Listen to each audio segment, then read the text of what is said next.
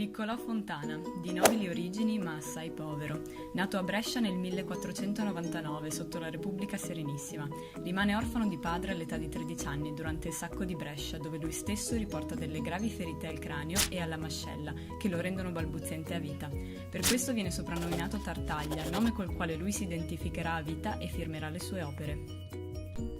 In quell'epoca i matematici custodivano gelosamente le proprie scoperte, ma una fuga di informazioni fece arrivare alle orecchie di Tartaglia che un tale Scipione dal Ferro aveva trovato la formula risolutiva dell'equazione di terzo grado.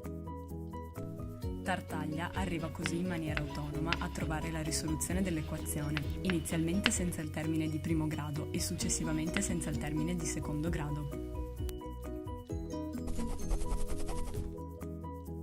Questo attirò le attenzioni di Gerolamo Cardano, che ingannando e sfidando slealmente il povero Tartaglia si arrogò la paternità della formula risolutiva, che a posteriori rimase col nome di Formula di Cardano-Tartaglia.